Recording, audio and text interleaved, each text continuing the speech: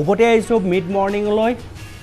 বিকল্প ৰাজনৈতিক দল বিকল্প ৰাজনীতি আৰু সমান্তৰালভাৱে বিজেপি আৰু অসম গণ মিত্ৰজোঁট অসম গণ পৰিষদক উৎখাত কৰিবলৈ বিকল্প ৰাজনীতিৰ প্ৰয়োজন এই কথাষাৰ আমি সকলোৱে কওঁ কিন্তু বাস্তৱত কাৰ্যক্ষেত্ৰত বিকল্প ৰাজনীতিৰ গঠনটো কেনেকৈ হৈছে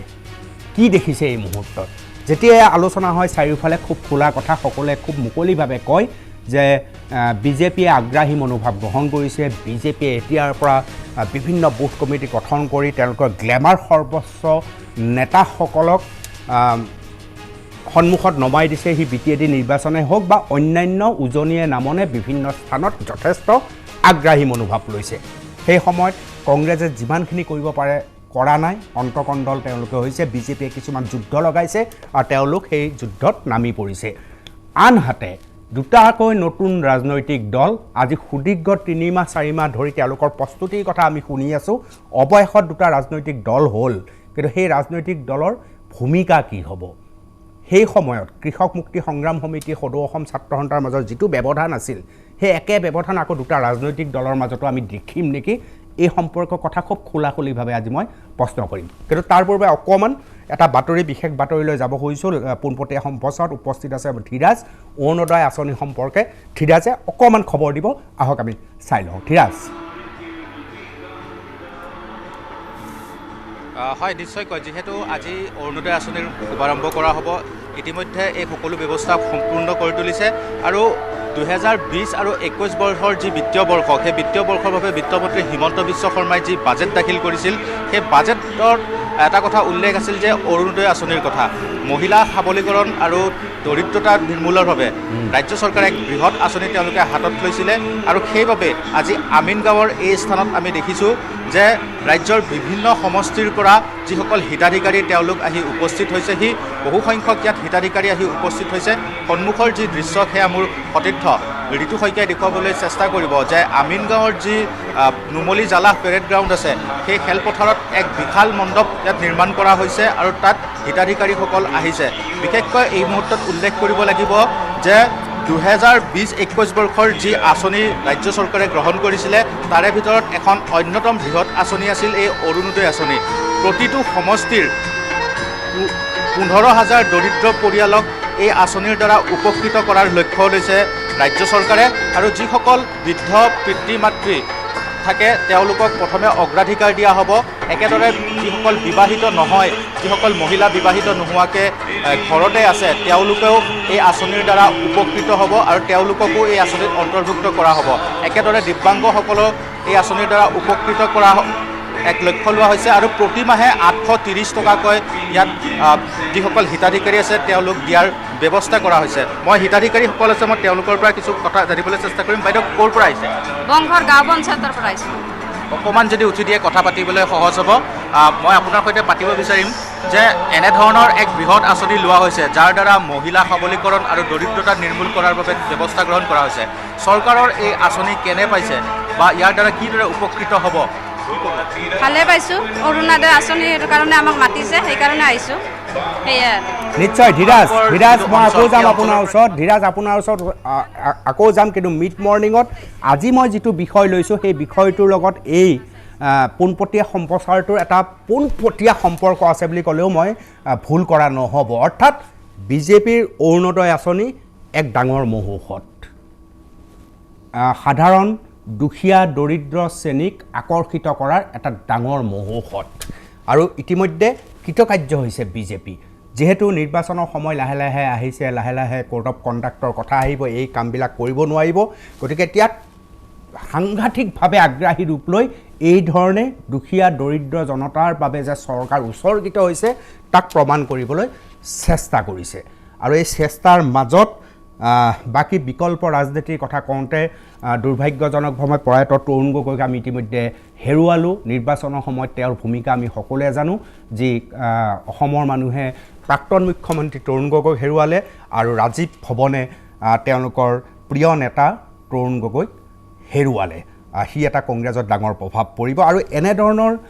দৃশ্যৰাজিৰ মাজত বিজেপিৰ আগ্ৰাহী মনোভাৱ আহি থাকোঁতেই নৱকুমাৰ দাসে দিব ফুকনক এটা প্ৰশ্ন সুধিছে যে আপোনালোকে যদি এটা দল সঁচাকৈ বিকল্প ৰাজনৈতিক দল শক্তিশালী ৰূপত আহিব বিচাৰিছিলে তেতিয়াহ'লে BTADত এজনো প্ৰাৰ্থী দিবলৈ আপোনালোকে কিয় সাহস নকৰিলে কিয় নাভাবিলে প্ৰত্যক্ষভাৱে আপোনালোকে আমি ছেমি ফাইনেল বুলি কোৱা BTADত আপোনালোকে এটা ভূমিকা ল'বলৈ ৰাজনৈতিকভাৱে নামিবলৈ কিয় সাহস নকৰিলে পোনপ্ৰথমে মই দাস ডাঙৰীয়াক তেখেতৰ প্ৰশ্নৰ বাবে মই ধন্যবাদ জ্ঞাপন কৰিছোঁ দাস ডাঙৰীয়াই ভাল প্ৰশ্নই সুধিছে আৰু যেহেতু প্ৰশ্নটো প্ৰাসংগিক মই এই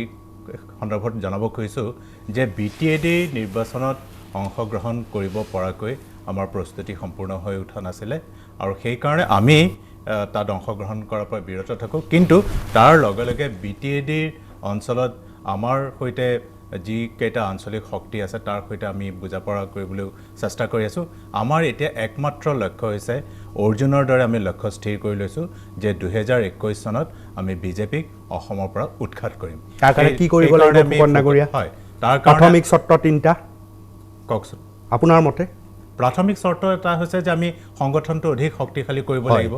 তাৰ লগে লগে যিমানবোৰ বিজেপি শক্তি আছে মই সৰ্বভাৰতীয় ৰাজনৈতিক দলসমূহ বাদ দি পেলাই সৰ্বভাৰতীয় আৰু সাম্প্ৰদায়িক ৰাজনৈতিক দলসমূহ বাদ দি পেলাই সম মনোভাৱাপন্ন আঞ্চলিক দলসমূহ আমি একত্ৰিত হ'ব লাগিব সেই প্ৰক্ৰিয়াটো আৰম্ভ হৈছে জানো নিশ্চয় হৈছে কাৰণ এই কাৰণেই মই ক'ব খুজিছোঁ যে আমাৰ অখিল গগৈ ডাঙৰীয়াই প্ৰথমতেই তেখেতেই কৈছিলে যে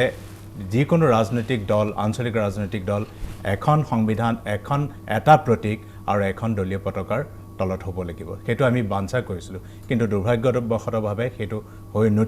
নুঠিলেও আমি কেতিয়াও আশাবাদ দিয়া নাই কাৰণ আমি জানো যে অসম জাতীয় পৰিষদত যিসকল আছে সেইসকলো এসময়ত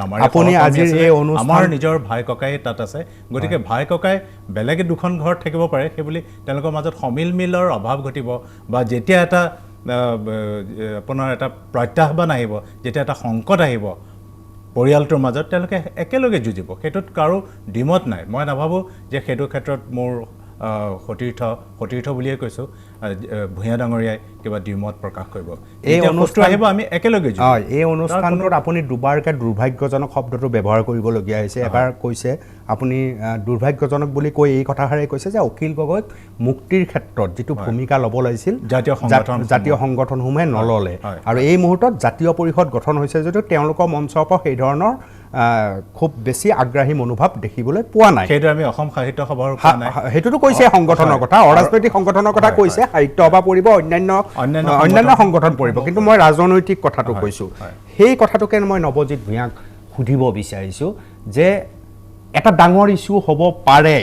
অখিল গগৈ কাৰাবন্দী অখিল গগৈ সংঘটো সমগ্ৰ অসমৰ মানুহে কৈ আছে যে অন্যায়ভাৱে অখিল গগৈ কাৰাবন্দী কৰি ৰখা হৈছে চৰকাৰে ভয় কৰিছে অখিল গগৈক কাৰাবন্দী ৰখা হৈছে এই সময়ত জাতীয় পৰিষদে এই ক্ষেত্ৰত এটা আগ্ৰাহী মনোভাৱ কিয় ল'ব পৰা নাই নৱজিৎ কি হৈছে আচলতে মই অনুপম দা অভিজিৎ হয় প্ৰথম কথা হ'ল চাওক চৰকাৰে দিছপুৰত বহি থকা দিল্লীত বহি থকা সকলো ৰাষ্ট্ৰীয়তাবাদী চৰকাৰে আচলতে অসমৰ হৈ মাত মতা প্ৰত্যেকজন ব্যক্তি সত্তাকে তেখেতলোকে ভয় কৰে অখিল গগৈ ডাঙৰীয়াৰ যি প্ৰতিবাদী সত্তা আছে তাক আমি সন্মান জনাওঁ আৰু তেখেতক সেই প্ৰতিবাদী সত্তাক ভয় কৰি যি তেখেতক জোৰ জুলুমকৈ জেলত ভৰাই ৰখা হৈছে তাৰ বিৰুদ্ধে আমি খুব হুচ্চাৰ হৈ আছোঁ এনে কথা নহয় যে আমি কোনো মাত মাতা নাই অসম জাতীয় পৰিষদৰ এইবাৰ আপোনালোকৰ নিৰ্বাচনত অখিল গগৈ এটা ইছ্যু হ'ব পাৰে নে নহয় আমাৰ কথাটো হ'ল কি অসমক ভাল পোৱা অসমৰ ৰাইজক ভাল পোৱা যিকোনো প্ৰতিবাদী সত্তাক আমি সন্মান জনাই আৰু সেই প্ৰতিবাদী সত্তাক যদি কোনো দিল্লী বা দিছপুৰে যদি ভৰিৰে মোহাৰি গৰকি ৰাখিব বিচাৰে তাৰ বিৰুদ্ধে আমি প্ৰতিবাদ কৰিম আমি হুচ্চাৰ হ'ম আৰু হৈ আহিছোঁ আৰু দ্বিতীয় কথা হ'ল কি অখিল গগৈ ডাঙৰীয়া আমাৰে এজন ককাই আমাৰে এজন ভাই ককাই আৰু আমি অসমক ভাল পোৱা মানুহখিনি একগোট আমি সকলো এক অসমীয়া হয় তো আমি এজনে আনজনৰ বিৰুদ্ধে মাত নামাতাৰ কোনো প্ৰশ্নই আহিব নোৱাৰে জাতীয় পৰিষদৰ মঞ্চত এই সম্পৰ্কে কিবা সিদ্ধান্ত লৈছে বৰ্তমান কিবা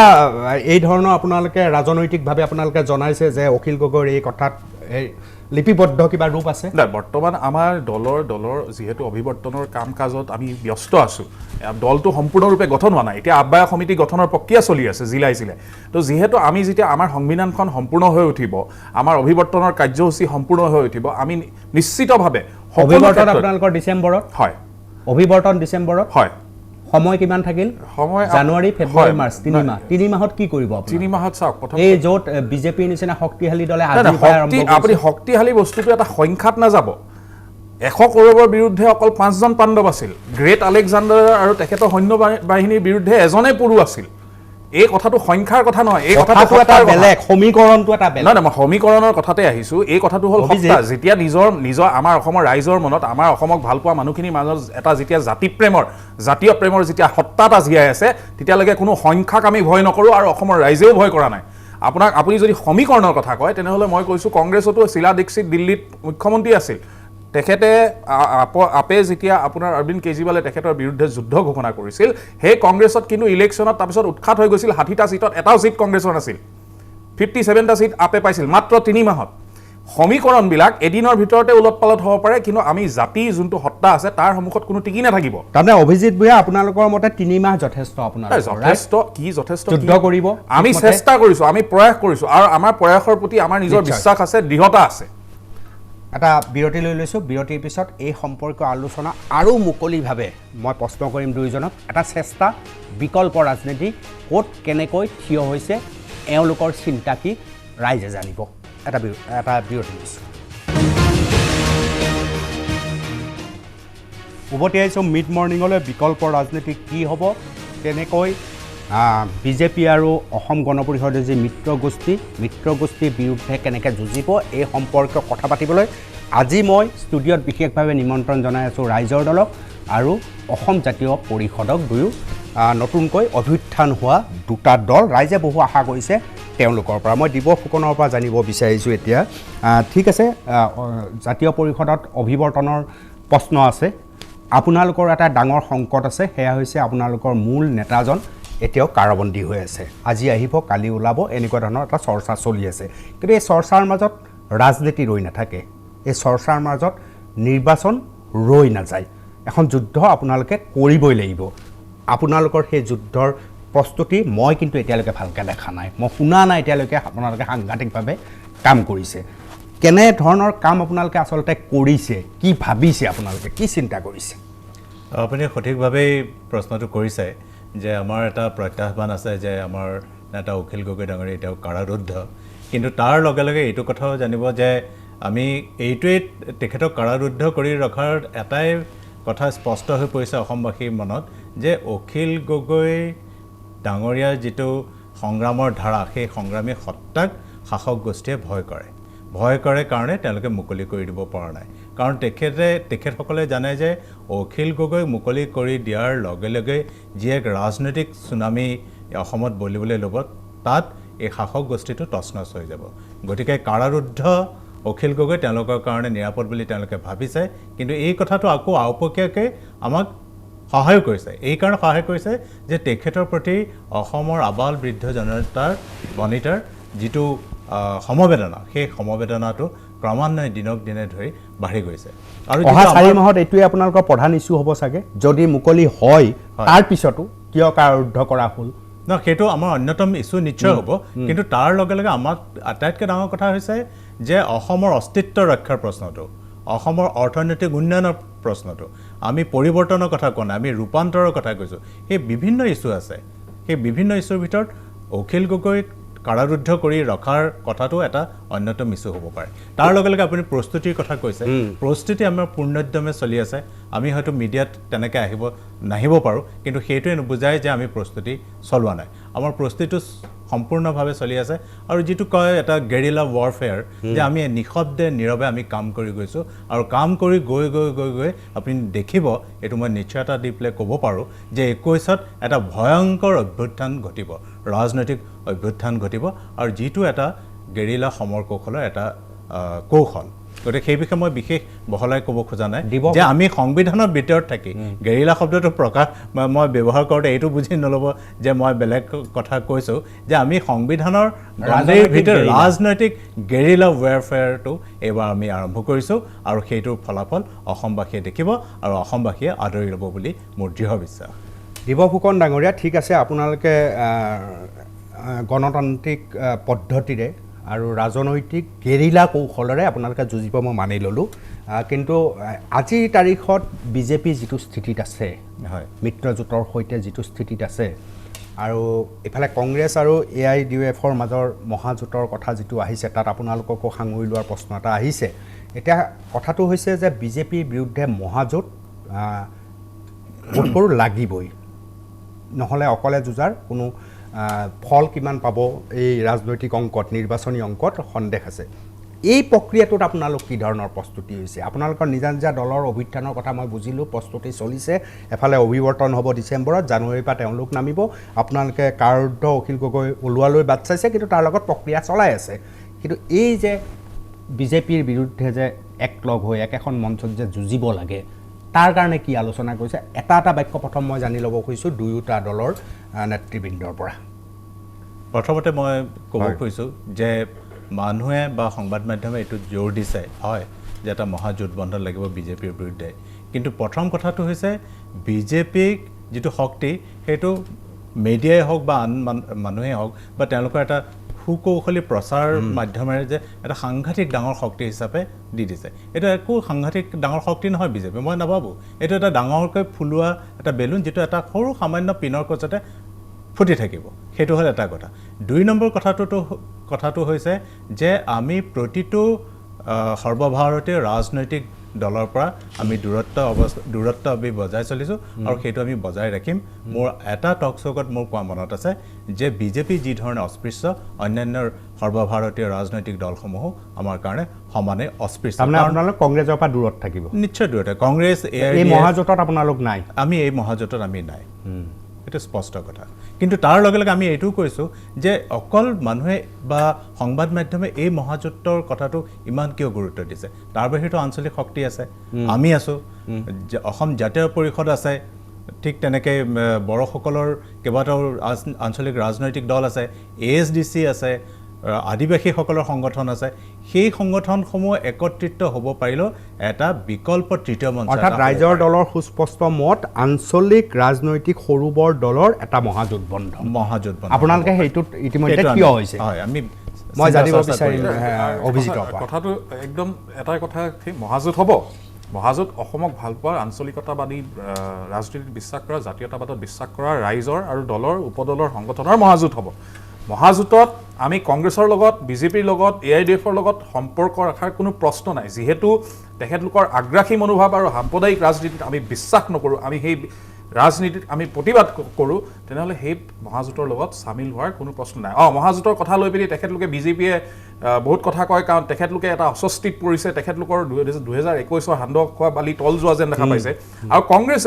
কংগ্ৰেছেও নিজৰ সাৰ্ভাইভেলৰ প্ৰশ্ন আহি পৰিছে সেই কংগ্ৰেছে সেইকাৰণে আমাৰ মিডিয়াৰ থ্ৰু বা বেলেগ বিভিন্ন মিডিয়ামৰ থ্ৰুৰ পৰা তেখেতলোকে এটা বস্তু চেষ্টা কৰিছে যে প্ৰেছাৰাইজ কৰা কোনো ইয়াত প্ৰশ্ন নাই কোনো সাম্প্ৰদায়িক আৰু ৰাষ্ট্ৰীয় দলৰ লগত আমাৰ মহাজোঁটত চামিল হোৱাৰ মহাজোঁট হ'ব অসমৰ ৰাইজৰ হ'ব অসমৰ আঞ্চলিকতাবাদী ৰাজনীতি আৰু জাতীয়তাবাদত বিশ্বাস কৰা সকলো দল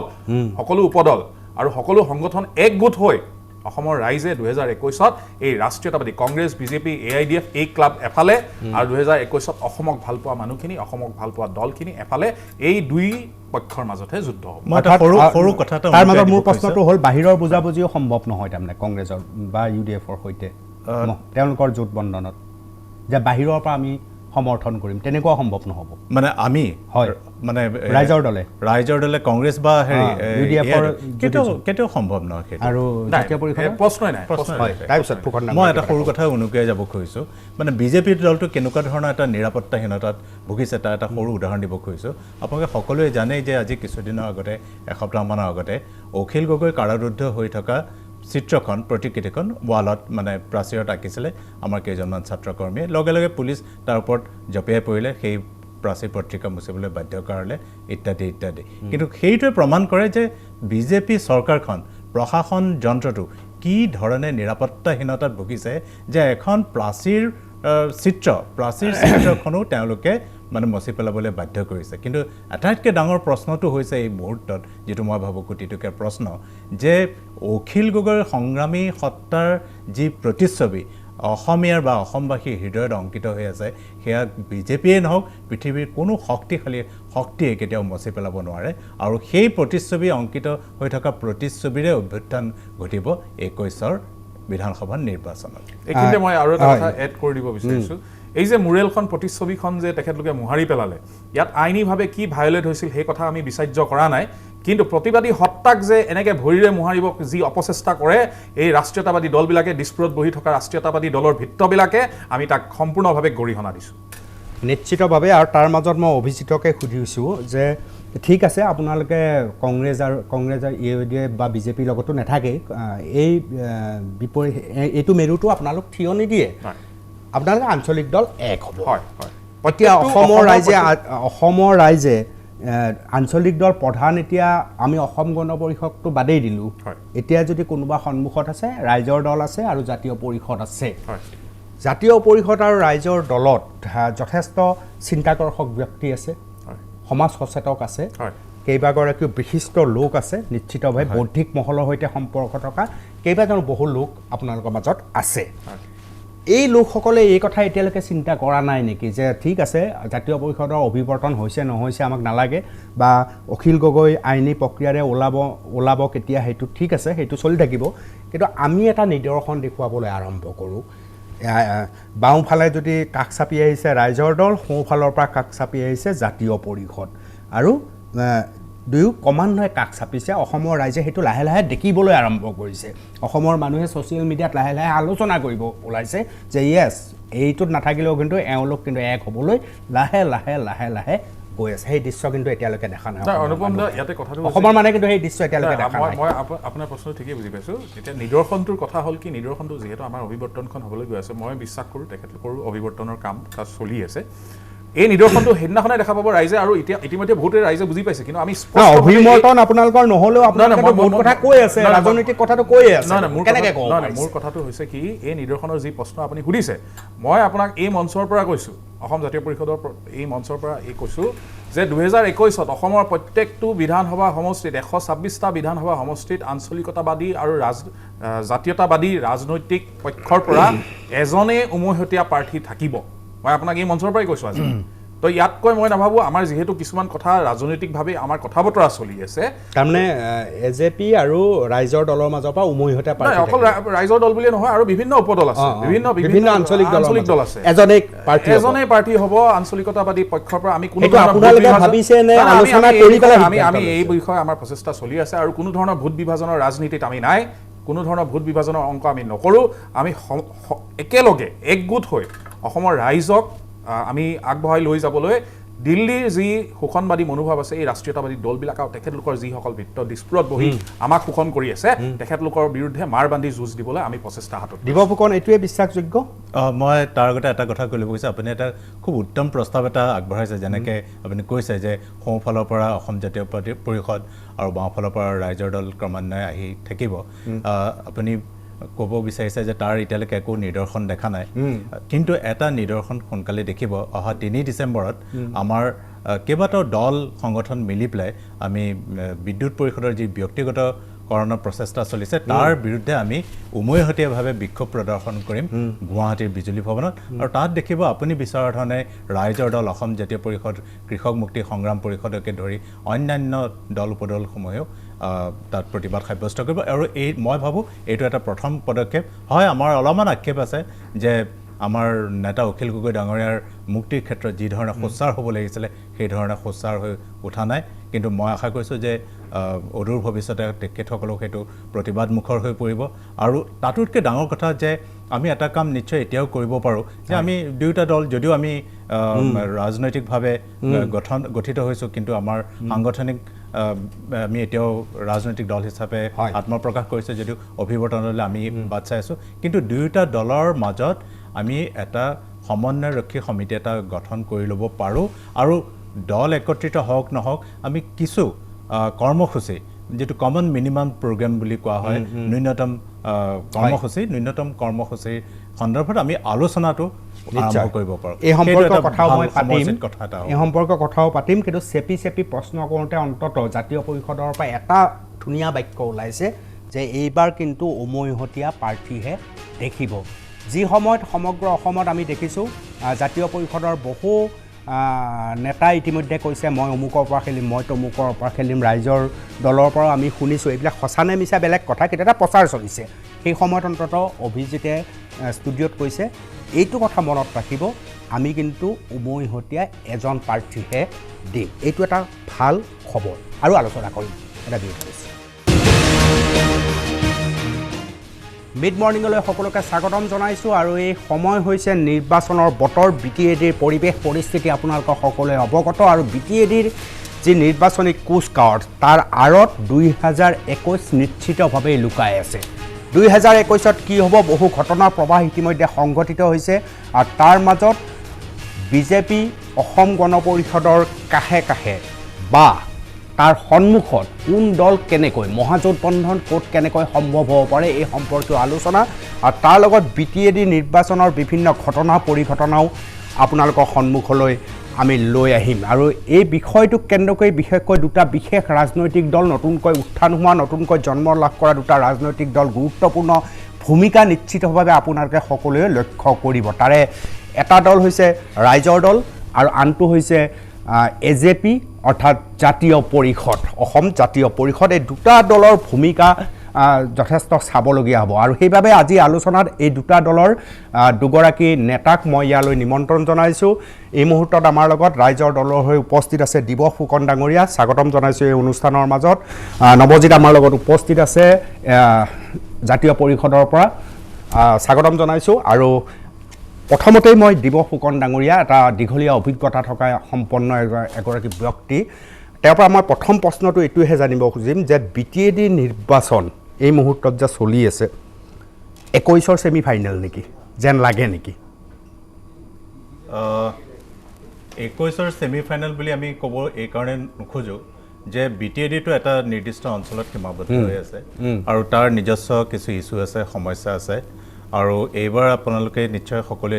লক্ষ্য কৰিছে যে বিজেপি আৰু BPFৰ মাজত এটা ভাঙন ধৰিছে। গতিকে এইটো এটা অঞ্চল ভিত্তিক হয়তো মানে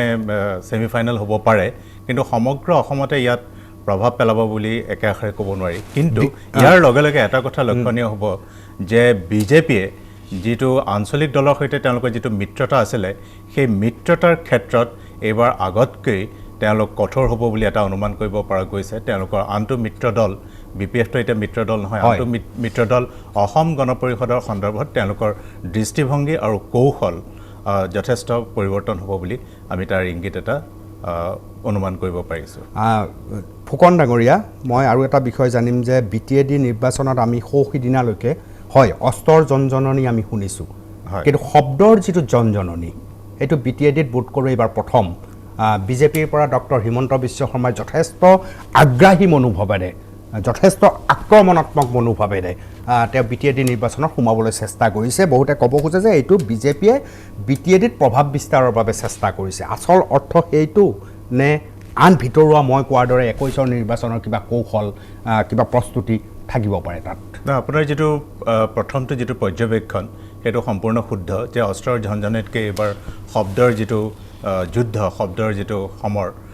সমৰত বেছি গুৰুত্ব দিয়া পৰিলক্ষিত হৈছে। আৰু আপুনি যথাৰ্থভাৱে আঙুলিয়াই দিছে যে তাত ডক্টৰ হিমন্ত বিশ্ব শৰ্মাৰ যিটো আগ্ৰাসী মনোভাৱ বা যিটো যুদ্ধংদেহী মনোভাৱ সেইটো পৰিস্ফুট হৈছে।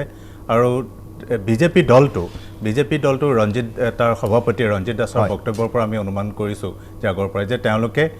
বিনা যুদ্ধে এইবাৰ BPFক সুচগ্ৰ মেদিনী বুলি যিটো কথা আছিলে মহাভাৰতৰ, সেই উক্তিটো তেওঁলোকে সেই উক্তিটো প্ৰতিফলিত কৰিবলৈ আগবাঢ়ি গৈছে। গতিকে ইয়াৰতো এটা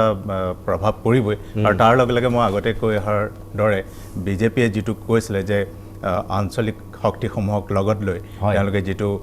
ৰামধেনু সদৃশ কোৱালিশ্যনৰ কথা প্ৰায়ে কৈ থাকে, সেই ৰামধেনুৰ কোৱালিশ্যনৰ ক্ষেত্ৰত মই আগতেও দুই এটা টক শ্ব'ত কৈছিলোঁ যে ৰামধেনুটো আকাশত কিছু সময়ৰ কাৰণেহে থাকে, তাৰপিছত সেই ৰামধেনু নোহোৱা হৈ যায়। এইবাৰ আমি দেখিবলৈ পাম যে বিজেপিয়ে লাহে লাহে আঞ্চলিক শক্তিসমূহ যিসকল তেওঁলোকৰ লগত আছিলে তেওঁলোকক লাহে লাহে গ্ৰাস কৰি আনিব আৰু অসমত তেওঁলোকে আপ্ৰাণ চেষ্টা কৰিব যাতে তেওঁলোকে অকল গেৰুৱা ৰংটোহে থাকে অৰ্থাৎ কিন্তু আমি সেইটো হ'বলৈ নিদিওঁ অৰ্থাৎ আঞ্চলিক ৰাজনীতিক সম্পূৰ্ণৰূপে গোগ্ৰাহে গিলিব বিচাৰিছে অক্টোপাছ চেপা দিব মানে বিচাৰিছে তেওঁলোকৰ মিত্ৰ পক্ষৰ সৈতেহে মিত্ৰ হয়, যিসকল তেওঁলোকৰ মিত্ৰতাৰ পাছত আবদ্ধ হৈছে বাকীখিনিক কেনেকৈ ক্ৰয় কৰিব পাৰি তাৰ চেষ্টাও চাগে তাৰ মাজে মাজে চলিব যদিও সেইটো নহ'ব সেইটোতো আমি কাৰণ, প্ৰবলভাৱে লক্ষ্য প্ৰতিৰোধ উদ্দেশ্য কৰিম। আছেই হয়, আমি এই সেইকাৰণে। কথাবিলাক পাতি যাম হয়, কিন্তু অভিজিত কমল ভূঞা মই প্ৰথম BTAD সম্পৰ্কত মই যিখিনি ফুকন ডাঙৰীয়াক সুধিলোঁ একে কথাত মই জানিব বিচাৰিম অভিজিত কমল ভূঞাৰ দৃষ্টিভংগী কি এই সম্পৰ্কত BTAD আচলতে কি চলি আছে ভিতৰুৱাকৈ কি অৰ্থ প্ৰকাশ হয় আচলতে অনুপম দা যে ফুকন ডাঙৰীয়াই যি কথা কৈছে যে ৰামধেনু সদৃশ যি তেখেতলোকৰ মিত্ৰজোঁটৰ ৰাজনীতি আচলতে বিজেপিৰ কাৰণে কি হৈছে ৰামধেনুখনত অকল এটাই ৰং আছে গেৰুৱা ৰঙৰ বাহিৰে তেখেতলোকে ৰামধেনুখন চিনি নাপায় আৰু যদি অকল এটাই ৰং হয় সেয়া ৰামধেনু নহয় প্ৰথম কথা হ'ল এইটো এতিয়া বিজেপিৰ যদি আপুনি ৰাজনীতিটো চায় প্ৰথমতে স্মল ব্ৰাদাৰ হিচাপে ৰাজনীতিত তেখেতলোকে সকলো ৰাজ্যতে সকলো মিত্ৰজোঁটৰ ৰাজনীতিতে প্ৰৱেশ কৰি প্ৰত্যেকটো মুহূৰ্ততে তেখেতলোকে আগ্ৰাসী ৰাজনীতিৰ সকলো বস্তুক গেৰুৱাকৰণ কৰা এক দেশ মানে one nation one colour one policy one religion one language এই বস্তুটোত তেখেতলোকে এটা আগ্ৰাসী মনোভাৱ লৈ পিনি আগবাঢ়িব চেষ্টা কৰে আপুনি যদি চাবলৈ যায় BTAD যি হাগ্ৰামা ডাঙৰীয়াৰ যি দল আছে এই দল তেখেতলোকৰ মিত্ৰজোঁটৰ ধৰ্ম ইমানেই ভালকৈ তেখেতলোকে পালন কৰি আহিছিলে যে কা আন্দোলনৰ সময়তো কাৰ যেতিয়া আন্দোলন হৈছে অগপ দল তেখেতলোকৰ মিত্ৰজোঁটৰ পৰা বিজেপিৰ পৰা আঁতৰি আহিছিলে কিন্তু BPF থাকি গৈছিলে BPFে কোনো ধৰণৰ তেখেতলোকৰ লগত কোনো ধৰণৰ মনোমালিন্যৰ কথা ৰাজহুৱাকৈ প্ৰকাশ কৰা নাছিলে কিন্তু আপুনি যদি চাই BTAD নিৰ্বাচনৰ আগত BPF নহয় বিজেপিয়েহে BPFৰ লগত আপোনাৰ সকলো ধৰণৰ মনোমালিন্য আৰু ইমান কটু বাক্য আমি ৰাজনীতি কিহৰ কাৰণে কৰোঁ ৰাইজৰ ভালৰ বাবে ৰাইজৰ উন্নতিৰ বাবে আমাৰ যুৱচামৰ নতুন প্ৰজন্মৰ চিন্তাধাৰাবিলাক প্ৰতিফলিত কৰি আগবাঢ়ি যাবৰ বাবে কিন্তু BTADত আপুনি নিৰ্বাচনত যদি চাই ইমান কটু নিকৃষ্ট মানৰ বাক্যবান প্ৰয়োগ কৰা হৈছে তাৰমানে ৰাইজৰ যি কথা আছে সেয়া তল পৰিছে নিজৰ ব্যক্তিগত কথা দলীয়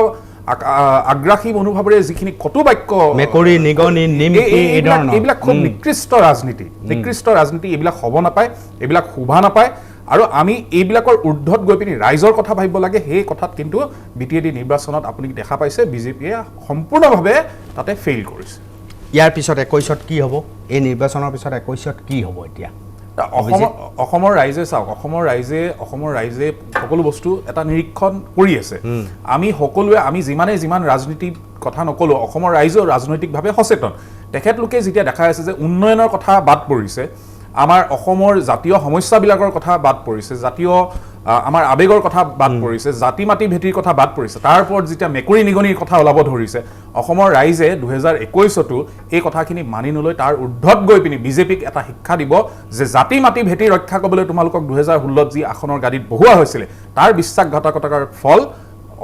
অসমৰ ৰাইজে বিজেপিক 2021ত দিব ফুকন ডাঙৰীয়া তাৰ মাজৰ পৰা খুব স্পষ্টভাৱে মই এই কথাটো আপোনাৰ পৰা জানিব খুজিম এই কথাষাৰ আমি অস্বীকাৰ কৰি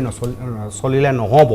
যে বিজেপি আজিৰ তাৰিখত 2021ৰ কাৰণে বুথ কমিটিত যি ধৰণৰ প্ৰস্তুতি তেওঁলোকে চলিছে অৰ্থাৎ একেবাৰে ভিতৰুৱা ঠাইৰ পৰা তৃণমূল পৰ্যায়ৰ পৰা বিজেপিয়ে নিজক সাজু কৰি ক্ৰমান্বয়ে আহি আছে বিজেপিয়ে যি ধৰণে আগ্ৰাহী মনোভাৱেৰে 21ৰ কাৰণে এতিয়াৰ পৰা আৰম্ভ কৰিছে সেই একে সময়তে কিন্তু কংগ্ৰেছত আমি তেনে দৃষ্টিভংগী দেখা নাই UDFৰ ক্ষেত্ৰতো মহাজোঁটৰ কথা আহি আছে কিন্তু সেই ধৰণৰ আগ্ৰাহী মনোভাৱ এতিয়ালৈকে আমি দেখা নাই আন এটা ৰাইজৰ দল আপোনালোকৰ দলে যিহেতু ইতিমধ্যে অখিল গগৈ কাৰাবন্দী হৈ আছে অখিল গগৈ কেতিয়া ওলাই আহিব এই সম্পৰ্কে অসমৰ ৰাইজে বাট চাই আছে কিন্তু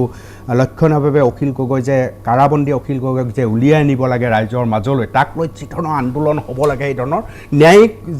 প্ৰস্তুতিবিলাক চলি আছে কিন্তু যিটো আৱেগিক এটা হ'ব লাগে আৰু উলিয়াই অনাৰ বাবে যে ৰাইজে দাবী কৰিব লাগে যি ধৰণৰ এটা পৰিৱেশ তৈয়াৰ কৰিব লাগে সিমানলৈ সেই পৰিৱেশ তৈয়াৰ হোৱা নাই ইতিমধ্যে AJPও নতুনকৈ গঠন হৈছে এটা নতুন প্ৰক্ৰিয়া আৰম্ভ হৈছে এতিয়া কথা হ'ল যিহেতু আপোনালোকে চালুকীয়া অৱস্থাত আছে নিৰ্বাচন 4-5 মাহ বাকী আছে সময় একেবাৰে হাতত নাই এই সময়ত আপোনালোকৰ ভূমিকাবিলাক আগ্ৰাহী ৰূপ কেতিয়া কেনেকৈ সম্ভৱ হ'ব পাৰে নে এইবাৰ নিৰ্বাচন সেই আশা বাদ দিব লাগিব আমি না মুঠেই সেই আশা আমি বাদ দিব নোৱাৰোঁ বা বাদ দিয়াৰ প্ৰশ্নই নুঠায় কাৰণ এইকাৰণে প্ৰশ্ন উঠে যে আমি অসমীয়া জাতিৰ যিটো অস্তিত্ব সংকট সেই অস্তিত্ব সংকট দূৰ কৰিবলৈ আমি ৰাজনীতিক আমি এপাত অস্ত্ৰ হিচাপে লৈছোঁ আৰু যিহেতু আমি সংসদীয় ৰাজনীতিক আমি এপাত অস্ত্ৰ হিচাপে লৈছোঁ এই অস্ত্ৰ আমি প্ৰয়োগ কৰিমেই, তাত কোনো দ্বিতীয় প্ৰশ্ন নাই, দ্বিধা নাই। আৰু ইতিমধ্যে আমি সমৰ প্ৰস্তুতিৰে আমাৰ অসমৰ 126টা বিধানসভা সমষ্টিত আমাৰ সাংগঠনিক কাম কাজ আগবঢ়াই নিছোঁ। আৰু এইটো কথা সঁচা যে বিজেপিৰ যথেষ্ট এডভান্টেজ আছে, স্বাভাৱিকতে এডভান্টেজ থাকিব। তেওঁলোকৰ দলে ইতিমধ্যে পথাৰখন তেওঁলোকে পথাৰ চহাইছেই, গতিকে সেইখিনি এটা সুবিধা থাকিবলৈ প্ৰশাসন তেওঁলোকৰ হাতত আছে, তেওঁলোকৰ ধনবল আছে, গতিকে সেইখিনি থাকিব। কিন্তু অসমৰ ৰাইজক যি ধৰণে প্ৰতাৰণা বা বঞ্চনা কৰিলে, তাৰ যিটো আৱেগ, তাৰ যিটো প্ৰতাৰণা, যিটো ক্ষোভ, সেই ক্ষোভ প্ৰতিজন অসমীয়া মানুহৰ মনত এই ধৰণে জ্বলি আছে যে সেই ক্ষোভৰ জুয়ে বিজেপি নালাগে, বিজেপিতকৈ অধিক শক্তিশালী দলকো পৰাভূত কৰিব বুলি আমি দৃঢ়তাৰে বিশ্বাস কৰোঁ। আৰু যিটো আমাৰ নেতা অখিল গগৈ ডাঙৰীয়া মুক্তিৰ কথাটো আপোনালোকে কৈছে, তে মই ভাবোঁ, ব্যক্তিগতভাৱে মই ভাবোঁ যে অখিল গগৈ কেৱল ৰাইজৰ দলৰ বা অকল কৃষক মুক্তি সংগ্ৰাম সমিতিৰ এজন নেতা নহয়, তেখেত অসমৰ খাটি খোৱা বঞ্চিত শ্ৰমজীৱী কৃষক, নিপীড়িত নিষ্পেষিত জনতাৰ এজন প্ৰতিনিধি। তেখেতৰ মুক্তিৰ বাবে অকল ৰাইজৰ দল বা কৃষক মুক্তি সংগ্ৰাম সমিতি কিয়, গোটেই অসমবাসী আগবাঢ়ি অহা উচিত মই ভাবোঁ। আৰু এই ক্ষেত্ৰত কিছু জাতীয় সংগঠনৰ ভূমিকা আমি লক্ষ্য কৰিছোঁ, কিন্তু হোৱা নাই, হয়, সেইটো আমি স্বীকাৰ কৰিছোঁ। কিন্তু কি কাৰণে হোৱা নাই? সেইটোৱেইতো আটাইতকৈ ডাঙৰ প্ৰশ্ন আমাৰ সন্মুখত, যে জাতীয় সংগঠনসমূহ যিয়ে নিজকে জাতীয় সংগঠন বুলি তেওঁলোকে দাবী কৰে, কিন্তু এইটো ক্ষেত্ৰত তেওঁলোকে কিয় নিশ্চুপ বা নীৰৱ ভূমিকা গ্ৰহণ কৰিছে, এইটো এটা ডাঙৰ প্ৰশ্ন। এতিয়া দীপফুকন ডাঙৰীয়া, মই কওঁ আপোনালোক কৃষক মুক্তি আৰু সদৌ অসম ছাত্ৰ সন্থা, ঠিক আছে, দুইটা ৰাজনৈতিক দল নহয়, অৰাজনৈতিক সংগঠন আছিল, কিছুমান কথা কোৱাটো অসুবিধা, কিন্তু সেই দুই সংগঠনেই কৈ আছিল যে আমি যেতিয়া ৰাজনৈতিক দল গঠন কৰিম তেতিয়া আমি সমিল মিলেৰে এটা কাম আৰম্ভ কৰিবলৈ আমি চেষ্টা কৰিম। এতিয়া আপোনালোকৰ পৰা ৰাইজৰ দল হ'ল, সদৌ অসম ছাত্ৰ সন্থাৰ পৰা অসম জাতীয় পৰিষদ হ'ল, এতিয়া এই দুইটা দলৰ স্থিতি কি? মই প্ৰথমে অভিজিতৰ পৰা জানিব বিচাৰিছোঁ। ইতিমধ্যে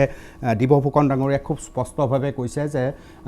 সংগঠনৰ যিটো ভূমিকা হ'ব লাগিছিল দুৰ্বল, তেওঁ সদৌ অসম ছাত্ৰ সন্থাৰ কথাই কৈছে, মই ধৰি লৈছোঁ সেই বুলিয়ে, কাৰণ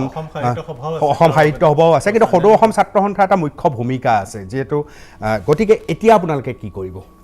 অনুপম দা অকলে যুঁজিব নে ৰাইজৰ দলক বিশ্বাসত ল'ব? আপোনালোকে কি কৰিব একদম মুকলিকৈ কওক। মই আপোনাক এটাই কথা কৈছোঁ, 2021 যি নিৰ্বাচনৰ যুদ্ধ হ'ব, সেই নিৰ্বাচনৰ যুদ্ধত এফালে থাকিব সকলো ৰাষ্ট্ৰীয়তাবাদী আৰু সাম্প্ৰদায়িক দল, যি কংগ্ৰেছ হওক, যি বিজেপি হওক, যি AIDF হওক, এইসকল এটা ক্লাব, তেখেতসকলৰ এটা ৰাষ্ট্ৰীয়তাবাদী আৰু সাম্প্ৰদায়িক মানে ৰাজনীতিৰ এটা ক্লাব। সেই ক্লাবটো এটা ছাইডে থাকিব, এফালে থাকিব, আৰু অসমক ভালপোৱা, অসমৰ আঞ্চলিকতাবাদী ৰাজনীতিত বিশ্বাস কৰা, অসমৰ জাতীয়তাবাদক বিশ্বাস কৰা সকলো দল, উপদল, সংগঠন সকলো মিলি একফালে থাকিব অসমৰ ৰাইজৰ লগত। তেতিয়াহ'লে অসম জাতীয় পৰিষদৰ কাৰণে অখিল গগৈ কাৰাবন্দী হোৱাটো কিয় ইছ্যু হোৱা নাই এতিয়ালৈকে? আমি অসম জাতীয় পৰিষদ ইছ্যু হ'ব লাগে এতিয়া আপোনালোকৰ। অনুপম দা কথাটো হৈছে কি, প্ৰত্যেকটো অন্যায়ৰ বিৰুদ্ধে আমি মাত মাতিছোঁ, আৰু অখিল গগৈ ডাঙৰীয়াৰ লগত যি অন্যায়ভাৱে তেখেতক জেলত ৰখা হৈছে, সেই কথাৰ বিৰুদ্ধে আমি অলৰেডি প্ৰতিবাদ জনাইছোঁ। আমি এনেকুৱা নাই কোৱা যে আমি নিশ্চুপ হৈ বহি আছোঁ, আমি বেলেগ সংগঠনৰ কথা নকওঁ, মই অসম জাতীয় পৰিষদৰ তৰফৰ পৰা কৈছোঁ। কিন্তু ৰাইজৰ দলেইটো ক'ব সোচ্চাৰ ৰূপ তেওঁলোকেও দেখা নাই, দেখিছে জানো দীপফুকন ডাঙৰীয়া? দুৰ্ভাগ্যক্ৰমে দুৰ্ভাগ্যজনকভাৱে আমি দেখা নাই। কিন্তু এইখিনিতে মই এটা কথা উল্লেখ কৰিব খুজিছোঁ, অসম জাতীয় পৰিষদৰ অন্যতম আহ্বায়ক শ্ৰীযুত জগদীশ ভূঞা ডাঙৰীয়াৰ ভাতৃ সাংবাদিক পৰাগ ভূঞা যেতিয়া হেৰি হৈছিলে, হত্যা কৰা হৈছিলে বুলি আমি এতিয়া কওঁ, সেই সময়ত আমি সোচ্চাৰ হৈ পৰিছিলোঁ ৰাইজৰ দলৰ তৰফৰ পৰা। সেই সোচ্চাৰ জাতীয় পৰিষদ আপুনি দেখিছেনে? আমি প্ৰতিবাদ কৰিছিলোঁ, ক্ষেত্ৰত দুৰ্ভাগ্যজনকভাৱে আমি দেখা নাই। মই আলোচনা কৰিম এই সম্পৰ্কে, অভিজিত ভূঞাই ক'ব লাগিব, কিন্তু এটা বিৰতি লৈ লৈছোঁ মিড মৰ্ণিঙত। বিৰতিৰ পিছত এই বিষয়টোৱে আলোচনা কৰিম, গুৰুত্বপূৰ্ণ মহাজোঁট বন্ধন, তাৰ লগত AJP আৰু ৰাইজৰ দল ভূমিকা কি হ'ব, একেখন প্লেটফৰ্মত থিয় হ'ব পাৰিবনে, নে সংগঠন হৈ থাকোঁতে যি ধৰণৰ দৃষ্টিভংগী আছিল সেই দৃষ্টিভংগীতে থাকি যাব? আলোচনা কৰিম, এটা বিৰতি লৈছোঁ।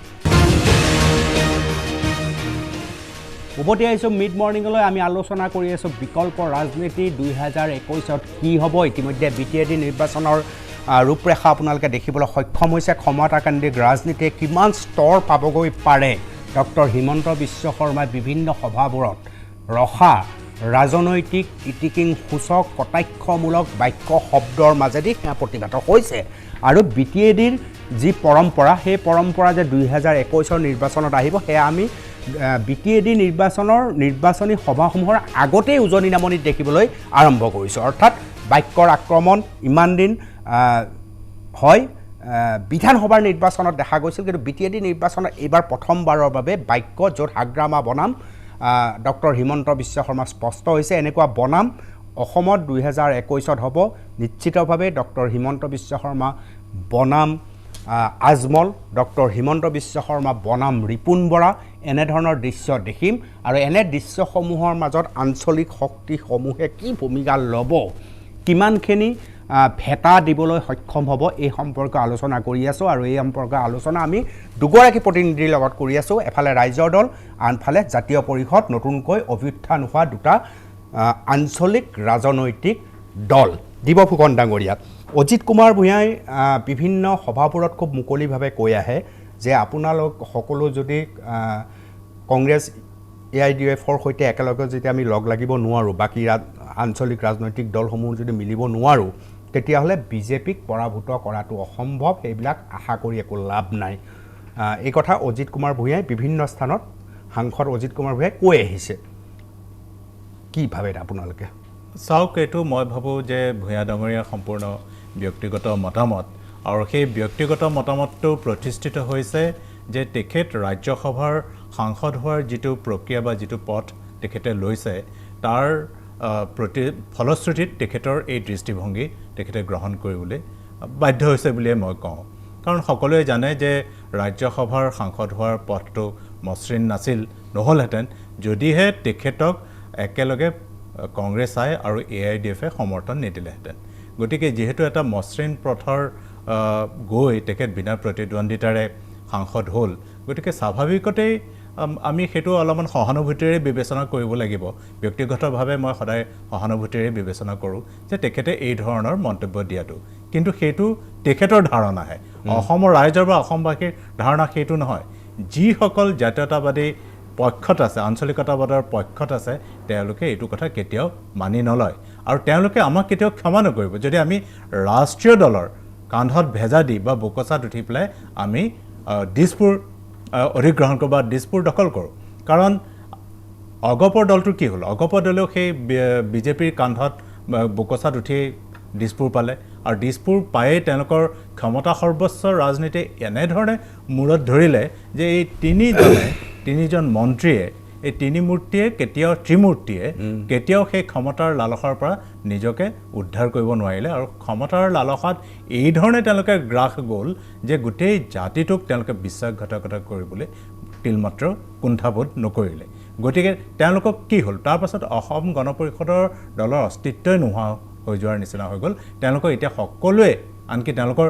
দলৰ মাজতেও ক'বলৈ কুণ্ঠাবোধ নকৰে যে অসম গণ পৰিষদ দল বিজেপিৰ A টিম নহয় B টিমলৈ পৰ্যবেক্ষিত হ'ল গতিকে ভূঞা ডাঙৰীয়া সেইটো ক'ব পাৰে তেখেতৰ সেইটো সম্পূৰ্ণ ব্যক্তিগত মতামত বুলিয়ে মই গণ্য কৰিছোঁ হয় আৰু আমি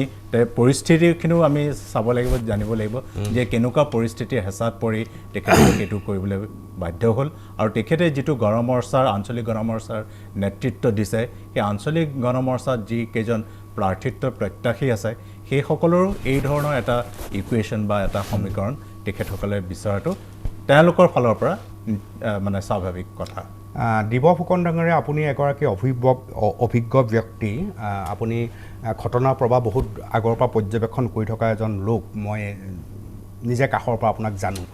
এটা সৰু উদাহৰণ মুকলি উদাহৰণ আপোনাক দিব বিচাৰিছোঁ যেতিয়া মই এটা ভাল ঘৰ বনাওঁ মই এটা নিজা খুব ধুনীয়া ঘৰ এটা বনাম তেতিয়াহে মই মোৰ কাষৰ খালী মাটিটুকুৰাৰ মালিকক ক'ব পাৰিম যে আপুনি এনেকুৱা এটা ঘৰ বনাওক এই ঘৰটো 100% নিশ্চিত থাকক এই ঘৰটো সৰু সুৰা ভূমিকম্পই বগাৰাব নোৱাৰে হয় দিব ফুকন ডাঙৰীয়া নিশ্চয় এই উদাহৰণটো সঁচা মই সেইটো আপোনাৰ সৈতে একমত নহওঁ নিজৰ ঘৰটো যদি মই ঠিক কৰি ল'ব নোৱাৰোঁ তেতিয়াহ'লে মই আনৰ ঘৰটো কেনেকৈ বনাব নহয় মই সৰু উদাহৰণ এটা দিব খুজিছোঁ অকণমান সময় লৈছোঁ মই উদাহৰণটো দিবলৈ আৰু আপুনি খুব ভালকৈ কৈছে মই অভিজ্ঞ হয়নে নহয় নাজানো কিন্তু মোৰ বৃত্তিগত জীৱন মই সাংবাদিকতাৰে আৰম্ভ কৰিছিলোঁ সাংবাদিকতাৰে আৰম্ভ কৰাৰ কাৰণে মই সদায় ঘটনা প্ৰবাহ মই বস্তুনিষ্ঠ দৃষ্টিভংগীৰে চাবলৈ মই প্ৰয়াস কৰোঁ এই আপুনি যিটো ঘৰৰ কথা ক'লে মই নামটো উল্লেখ নকৰোঁ আন এটা ৰাজনৈতিক দলৰ এজন নেশ্যনেল চেয়াৰমেন ৰাষ্ট্ৰীয় অধ্যক্ষই মোক কৈছিলে তেখেতৰ দলটো যেতিয়া তেখেতে আকৌ গঠন কৰিবলৈ পুনৰ গঠন কৰিবলৈ প্ৰযত্ন চেষ্টা চলাইছিলে তেতিয়া মোক এটা কথা বাৰম্বাৰ কৈছিলে যে আপুনি এটা কথাই অন্যান্য দলসমূহক আপুনি ক'ব যে এটা ডাঙৰ যেতিয়া এটা ডাঙৰ ডিপাৰ্টমেণ্টেল ষ্ট'ৰ বা ডাঙৰ এটা মল হয় তাৰ সেই এড্ৰেছটোৰ এটা মূল্য এটা থাকে যে এই বিশেষ সামগ্ৰী ক'ত পোৱা যাব যে অমুক মলত পোৱা যাব গতিকে সেই এড্ৰেছটো ইম্পৰ্টেণ্ট আৰু সেই এড্ৰেছটো দি পেলাই সেই ঠিকনাটো দি পেলাই আপুনি অন্যান্য দলসমূহক আকৰ্ষণ কৰিবলৈ চেষ্টা কৰিব পাৰে কিন্তু দুৰ্ভাগ্যৰ কথা তেখেতে যিটো মল বা যিটো এড্ৰেছ স্থাপন কৰিব খুজিছিলে তাত কিন্তু কোনো নাহিল কোনো চামিল নহ'ল তেখেতৰ সৈতে থকা অৱশিষ্ট মানুহখিনিও গুচি গ'ল এতিয়া মই মোৰ ডাঙৰ ঘৰ এটা মই সাজি পেলাই মোৰ ওচৰ চুবুৰীয়াক মই প্ৰভাৱান্বিত কৰিবলৈ চেষ্টা কৰিম সেইটো বৃথা কথা মোৰ ঘৰ খেৰবাহৰ হ'ব পাৰে মোৰ ঘৰ আৰ চি চি হ'ব পাৰে ডাঙৰ সৰু কথা কোৱা নাই মই আপুনি ভুল বুজিছে মই কৈছো এটা শক্তিশালী ঘৰ সেইটো খেৰৰো হ'ব পাৰে পাঁচতলীয়া হ'ব পাৰে যেতিয়া আপুনি ভূমিকম্পত বাগৰি নপৰা এটা বৈজ্ঞানিক ভিত্তিত আপুনি ঘৰ নিৰ্মাণ কৰিব এটা উদাহৰণ দেখুৱাব তেতিয়াহে আপুনি আত্মবিশ্বাসেৰে আন এজন মানুহে যদি পৰামৰ্শ লয় তেওঁ ক'ব পাৰিব যে এনেকুৱা ঘৰ এটা সম্ভৱ মই কিন্তু বনাইছো মই এই কথাটোহে কৈছো এই কথাটো এই কাৰণে ফুকন ডাঙৰীয়া কৈছো যে ঠিক তেনেকৈ আপোনালোকৰ যিটো দল এই দলটো প্ৰথমতে নিজে শক্তিশালী হ'ব লাগিব তেতিয়াহে আন দলৰ লগত সম্পৰ্কৰ কথা উদাহৰণ দিব পাৰিব আপোনালোকৰ দলটোত এতিয়া অখিল গগৈ মূল কথা অখিল গগৈ কাৰাৰুদ্ধ হৈছে ওলাব পৰা নাই এতিয়া মোক কওক দ্বিতীয়জন ব্যক্তি কোন আছে এতিয়া ৰাইজৰ দলক যিয়ে সেই উদাহৰণটো দিব পাৰিব যে আমি আছোঁ ৰৈ কোন আছে এইটো এটা খুব ভাল প্ৰশ্ন কৈছে উত্তৰটো মই এই ধৰণে দিব খোজোঁ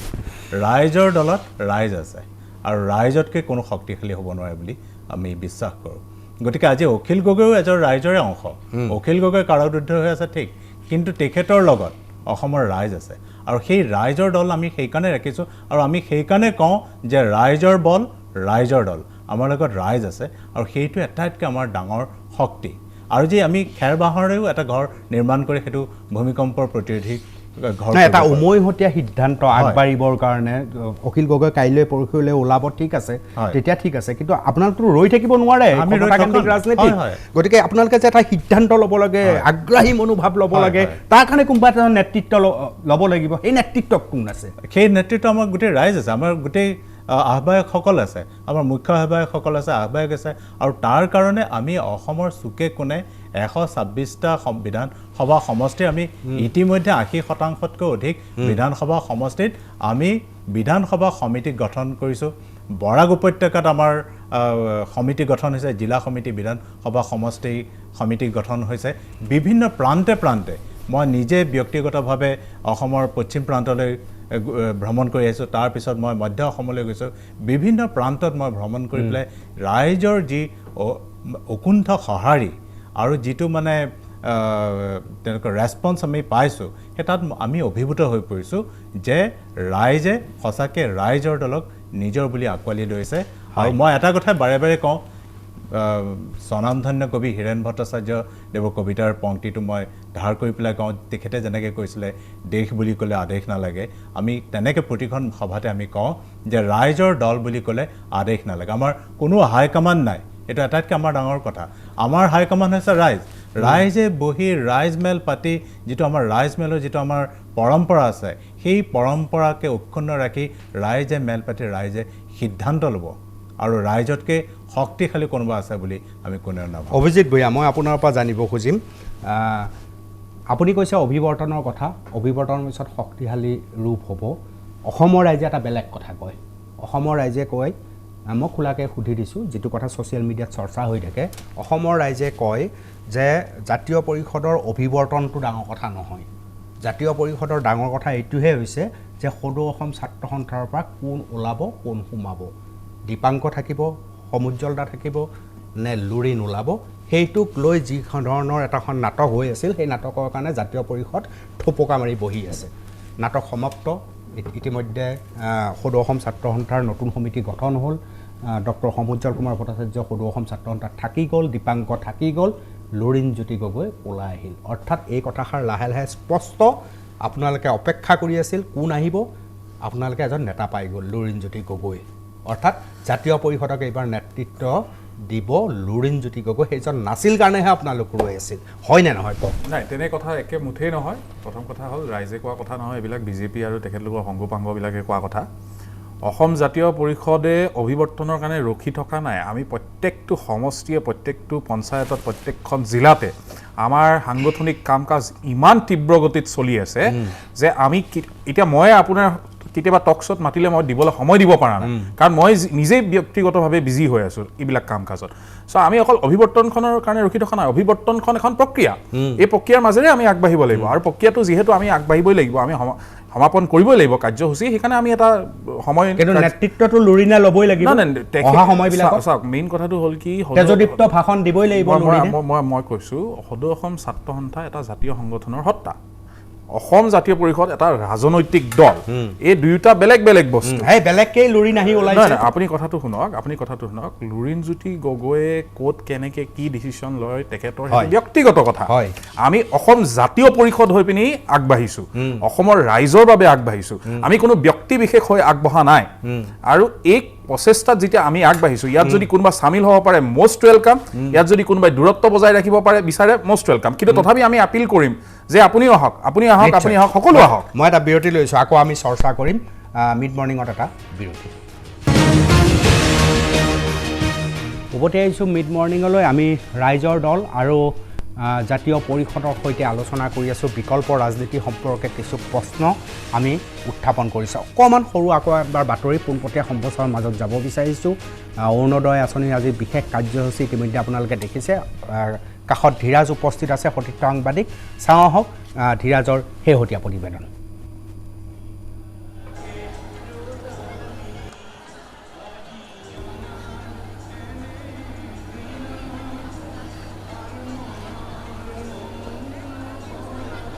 এয়া আপোনালোকে দেখিছে আজিৰ পৰা অৰুণোদয় আঁচনিৰ শুভাৰম্ভ হৈছে আমিনগাঁৱত মুখ্যমন্ত্ৰীয়ে এই শুভাৰম্ভণি কৰিব ৰাজহুৱা সভাত আৰম্ভণি কৰিব মুখ্যমন্ত্ৰী সৰ্বানন্দ সোণোৱালদেৱে উপস্থিত আছে বিত্তমন্ত্ৰী ডক্টৰ হিমন্ত বিশ্ব শৰ্মা আজি আলোচনাটোৰ লগত টিভিত দেখি থকা এই দৃশ্যৰ এটা মিল আছে ৰাজনৈতিক এটা কৌশল নিৰ্বাচনী এক কৌশল আৰু অৰুণোদয় আঁচনি এক চমৎকাৰ বিজেপিৰ বাবে এক চমৎকাৰ বিজেপিয়ে সঠিক এক পদক্ষেপ গ্ৰহণ কৰিছে কাৰণ কোৰ্ট অফ কণ্ডাক্ট আহিবলৈ আৰু বেছি দিন নাই 4 মাহ আছে মাত্ৰ খুব সোনকালে আহিব তাৰ আগতেই সাধাৰণ জনতা এফালে হিতাধিকাৰীসকল উপকৃত হ'ল আনফালে চৰকাৰে যে সাধাৰণ জনতাৰ বাবে কাম কৰিছে সেই কথাও ইয়াত প্ৰতিষ্ঠিত হ'ব আৰু সমান্তৰালভাৱে এই সময়খিনিতো কিন্তু বিৰোধী দলে যি ধৰণে অৰুণোদয় আঁচনিৰ হিতাধিকাৰীৰ নামত কেলেংকাৰী হৈছে তাক প্ৰতিষ্ঠা কৰাত এক প্ৰকাৰ ব্যৰ্থ হৈছে এইখন হৈছে সঁচা ছবি ধীৰাজ উপস্থিত আছে পোনপটীয়া সম্প্ৰচাৰত এই অনুষ্ঠানৰ মাজত অকণমান ধীৰাজৰ শেহতীয়া প্ৰতিবেদনখন চাই ল'ব বিচাৰিছোঁ নিশ্চয়কৈ যিহেতু আজি অৰুণোদয় আঁচনিৰ শুভাৰম্ভ কৰা হ'ব ইতিমধ্যে এই সকলো ব্যৱস্থা সম্পূৰ্ণ কৰি তুলিছে আৰু 2020 আৰু 21 বৰ্ষৰ যি বিত্তীয় বৰ্ষ সেই বিত্তীয় বৰ্ষৰ বাবে বিত্তমন্ত্ৰী হিমন্ত বিশ্ব শৰ্মাই যি বাজেট দাখিল কৰিছিল সেই বাজেটৰ এটা কথা উল্লেখ আছিল যে অৰুণোদয় আঁচনিৰ কথা মহিলা সবলীকৰণ আৰু দৰিদ্ৰতা নিৰ্মূলৰ বাবে ৰাজ্য চৰকাৰে এক বৃহৎ আঁচনি তেওঁলোকে হাতত লৈছিলে আৰু সেইবাবে আজি আমিনগাঁৱৰ এই স্থানত আমি দেখিছোঁ যে ৰাজ্যৰ বিভিন্ন সমষ্টিৰ পৰা যিসকল হিতাধিকাৰী তেওঁলোক আহি উপস্থিত হৈছে বহুসংখ্যক ইয়াত হিতাধিকাৰী আহি উপস্থিত হৈছে সন্মুখৰ যি দৃশ্য সেয়া মোৰ সতীৰ্থ ঋতু শইকীয়াই দেখুৱাবলৈ চেষ্টা কৰিব যে আমিনগাঁৱৰ যি নুমলী জালাহ পেৰেড গ্ৰাউণ্ড আছে সেই খেলপথাৰত এক বিশাল মণ্ডপ ইয়াত নিৰ্মাণ কৰা হৈছে আৰু তাত হিতাধিকাৰীসকল আহিছে বিশেষকৈ এই মুহূৰ্তত উল্লেখ কৰিব লাগিব যে 2020-21 বৰ্ষৰ যি আঁচনি ৰাজ্য চৰকাৰে গ্ৰহণ কৰিছিলে তাৰে ভিতৰত এখন অন্যতম বৃহৎ আঁচনি আছিল এই অৰুণোদয় আঁচনি প্ৰতিটো সমষ্টিৰ 15,000 দৰিদ্ৰ পৰিয়ালক এই আঁচনিৰ দ্বাৰা উপকৃত কৰাৰ লক্ষ্য লৈছে ৰাজ্য চৰকাৰে আৰু যিসকল বৃদ্ধ পিতৃ মাতৃ থাকে তেওঁলোকক প্ৰথমে অগ্ৰাধিকাৰ দিয়া হ'ব একেদৰে যিসকল বিবাহিত নহয় যিসকল মহিলা বিবাহিত নোহোৱাকৈ ঘৰতে আছে তেওঁলোকেও এই আঁচনিৰ দ্বাৰা উপকৃত হ'ব আৰু তেওঁলোককো এই আঁচনিত অন্তৰ্ভুক্ত কৰা হ'ব একেদৰে দিব্যাংগসকলক এই আঁচনিৰ দ্বাৰা উপকৃত কৰা এক লক্ষ্য লোৱা হৈছে আৰু প্ৰতিমাহে 830 টকাকৈ ইয়াত যিসকল হিতাধিকাৰী আছে তেওঁলোক দিয়াৰ ব্যৱস্থা কৰা হৈছে। মই হিতাধিকাৰীসকল আছে, মই তেওঁলোকৰ পৰা কিছু কথা জানিবলৈ চেষ্টা কৰিম। বাইদেউ ক'ৰ পৰা আহিছে? বংঘৰ গাঁও পঞ্চায়তৰ পৰা আহিছোঁ। নিশ্চয় ধীৰাজ, বহুত বহুত ধন্যবাদ। এখন ছবি আপোনালোকৰ সন্মুখত মই দেখুৱালোঁ। এইখন ছবি চলি আছে অৰুণোদয় আঁচনি। অৰুণোদয় আঁচনিৰ কথা চৰকাৰে যিমান সন্মুখৰ পৰা কৈছে, হিতাধিকাৰীৰ যি সমস্যা, সেই সমস্যা সম্পৰ্কীয় আৰু কেলেংকাৰী সম্পৰ্কীয় কথাবোৰ বিৰোধীৰ পৰা কিমান উত্থাপন হৈছে আমাৰ সন্দেহ আছে। মই অভিজিতৰ পৰা জানিব খুজিম, এই যে আপোনালোকে এইমাত্ৰ টিভি স্ক্ৰীণত দেখিলে এই আঁচনি, এটা চমৎকাৰ, আৰু এই চমৎকাৰ বিজেপিৰ নিৰ্বাচনী এক কৌশলত এক প্ৰকাৰ জয়ীও হৈছে। এই সাধাৰণ জনতা ওলাই আহিছে, কৈছে চৰকাৰে ভাল কাম কৰিছে। প্ৰথম কথা হ'ল 830 টকা যদি কোনোবাই ভোট কিনিব বিচাৰে, সেইটো তেখেতলোকৰ নিকৃষ্ট ৰাজনীতি। 830 টকাৰ এটা জীৱন নচলে। যদি দিবই আছিলে তুমি 10,000 টকাকৈ দিয়া, যদি তোমাৰ দিবই আছিলে তেনেহ'লে তুমি 10,000 টকাকৈ দিয়া। 830 টকাত এটা জীৱন নচলে। আৰু প্ৰথম কথা হ'ল এই 830 টকাটো কোনে পাব? 830 টকাই বিজেপিৰ যিসকল হাংগু পাংগ লাপি লোপা পালি নেতা কিজন আছে, তেখেতলোকে ইয়াতে গৈ পিনি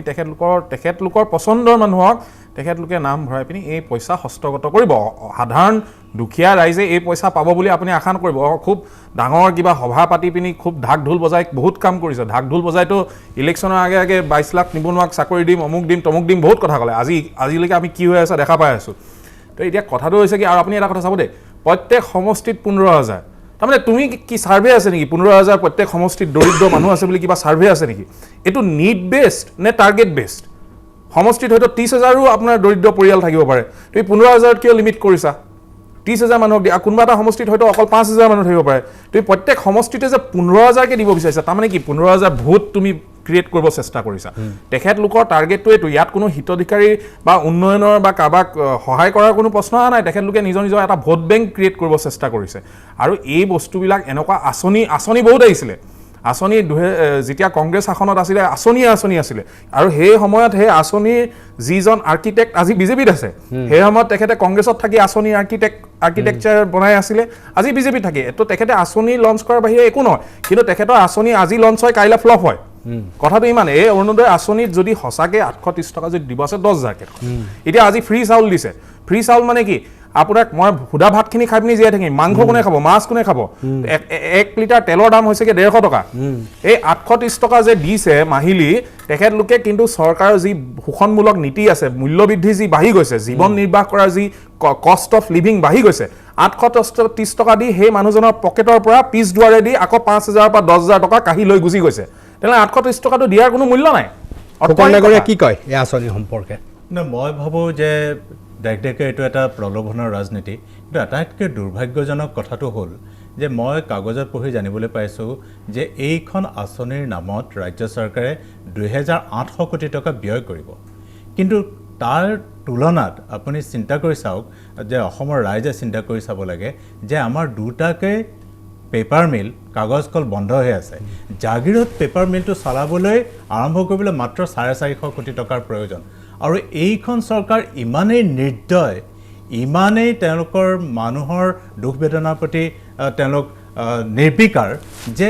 জাগিৰোড পেপাৰ মিল, কাছাৰৰ পেপাৰ মিলত তাত কৰ্মচাৰী আত্মহত্যা কৰিবলগীয়া হৈছে। তাত এপইচাও নাপায়, তেওঁলোকে এটা টকাও নাপায়, অৱসৰ গ্ৰহণ কৰিবলগীয়া হৈছে। মোৰ এতিয়াও মনত আছে জাগিৰোড কাগজ কলৰ ছাত্ৰীয়ে, সন্দিকৈ মহাবিদ্যালয়ত পঢ়ি থকা ছাত্ৰীয়ে আহি পেলাই চন্দ্ৰমোহন পাটোৱাৰী, সৰ্বানন্দ সোণোৱালৰ আগত তেওঁলোকে চকু পানী টুকিছিলে। কিন্তু সেই চকু পানী, সেই তাৰ কৰ্মচাৰীসকলৰ বিলাপে এইখন চৰকাৰৰ পাষাণ হৃদয় গলাব নোৱাৰিলে। তেওঁলোকে নিৰ্বাচনৰ ভোট কিনাৰ নামত 830 টকাকৈ হিতাধিকাৰীৰ ৰাজনীতি আৰম্ভ কৰিলে। এতিয়া প্ৰশ্ন হ'ল 830 টকা আপোনালোকে দিছে, কিন্তু আলু পিঁয়াজৰ দাম কমাব পাৰিছেনে? আলু এতিয়া অসমত আহি পেলাই এনেকুৱা অৱস্থা হৈছে যে আমি যোৰা হিচাপে কিনিবলগীয়া হৈছে, পিঁয়াজ আমি যোৰা হিচাপে কিনিবলগীয়া হৈছে। গতিকে 830 টকা দি তেওঁলোকৰ ভোট কিনাৰ ৰাজনীতি কৰাতকৈ অসমৰ বন্ধ উদ্যোগসমূহ যদি তেওঁলোকে চলাবলৈ কৰিলেহেঁতেন, তেতিয়াহ'লে আন নালাগে ময়ে গৈ পেলাই তেওঁলোকক চেলুট জনালোহেঁতেন। কিন্তু এই ধৰণৰ নিকৃষ্ট ৰাজনীতি আমি কেতিয়াও সহ্য নকৰোঁ এইটো হৈছে ললিপপ দিয়াৰ ৰাজনীতি এই ৰাজনীতি যে ভোট কিনাৰ ৰাজনীতি সেইটো স্পষ্ট হৈ পৰিছে আৰু অসমবাসীয়ে নিশ্চয় এই ধৰণৰ ৰাজনীতিত আৰু ভুল নাযায় বুলি মোৰ দৃঢ় বিশ্বাস 830 টকা দিয়াতকৈ যদি চৰকাৰখনে মূল্যবৃদ্ধি ৰোধ কৰাত যদি গুৰুত্ব দিলে হয় আৰু ধৰক আপোনাৰ এই যি চিকিৎসা ব্যৱস্থাত যি মানুহৰ টকা পইচা খৰচ হয় এইখিনিত যদি উন্নতকৰণ কৰি পিনি তেখেতলোকে যদি অকল সুলভ চিকিৎসা এটা সকলোৰে ঘৰে ঘৰে চিকিৎসা পোৱাৰ এটা ব্যৱস্থা কৰিলে হয় এই মানুহসকলে যিসকল মানুহ আজি হিতাধিকাৰীৰ নামত আছে এইসকল মানুহে 830 টকাৰ দিয়াতকৈ তেখেতলোকে এই ব্যৱস্থা কৰাহেঁতেন আজি এইসকল মানুহে কমচে কম নিজৰ পকেটৰ নিজৰ ধনৰাশিৰ 10,000 পৰা 15,000 টকা প্ৰত্যেক মাহে ৰাহি কৰিব পাৰিলে হয় মূল্যবৃদ্ধিৰ নামত যিমান টকা আমাৰ পকেটৰ পৰা ওলাই গৈছে 830 টকা দি তাক প্ৰলোভন দিয়া ৰাজনীতিৰ বাহিৰে একো নহয় তাৰ লগে লগে মই আৰু এটা প্ৰশ্ন কৰিব খুজিছোঁ প্ৰশ্নটোত মোৰ অলপমান শ্লেষ মেহলি হৈ থাকিব সেই প্ৰশ্নটো হৈছে যে তেওঁলোকৰ যিজন নেতা প্ৰধানমন্ত্ৰী নৰেন্দ্ৰ মোদীয়ে তেখেতে কৈছিলে যে ক্ষমতাত অহাৰ পিছতে প্ৰত্যেকৰে বেংক একাউণ্টত 15 লাখ টকাকৈ সোমাই যাব সেই 15 লাখ টকা সোমোৱা হ'লেতো আজি 830 টকাৰ কথাই নাই আমি সকলোৱে লাখপতি হৈ পৰিলেহেঁতেন প্ৰথমতে সেইখিনি টকা দিয়ক তাৰপিছত এই 830 টকাৰ ৰাজনীতি কৰোঁ 15 লাখ 830 টকা হয় 15 লাখ 830 টকা হ'লহেঁতেন সেয়া চাগে আপুনি ক'লেহেঁতেন মই 830টো নাপালোঁ 15 লাখ টকা পালোহেঁতেন আমি সকলোৱে তো সেইটো দিয়াৰ ব্যৱস্থা কৰক কিন্তু আটাইতকৈ দুৰ্ভাগ্যজনক আৰু আটাইতকৈ মানে দুখ লগা কথাটো হৈছে যে দুটাকে পেপাৰ মিল তেওঁলোকে হত্যা কৰিলে কিন্তু তাৰ সেই পৰিয়ালখিনিৰ তেওঁলোকে চকু পানী তেওঁলোকে নেদেখিলে এতিয়া প্ৰশান্ত হৃদয়ৰ চৰকাৰ থকাতকৈ নথকাই ভাল অভিজিৎ ভূঞা এতিয়া অজিত কুমাৰ ভূঞা সাংসদ অজিত কুমাৰ ভূঞাই বাৰে বাৰে সদৌ অসম ছাত্ৰ সন্থাক তেতিয়াৰ সদৌ অসম ছাত্ৰ সন্থাক কৈ আছিল যে তেওঁলোকে লগত মই আলোচনা কৰিব বিচাৰিছোঁ তেওঁ গুৰুত্ব দিয়া নাই জাতীয় পৰিষদ হ'ল তেওঁ আকৌ কৈছে জাতীয় পৰিষদে অকলে যোৱাৰ যিটো নীতি অৱলম্বন কৰিছে সেই নীতিৰ ফলত বিজেপি চৰকাৰ আকৌ আহিব এয়া তেওঁৰ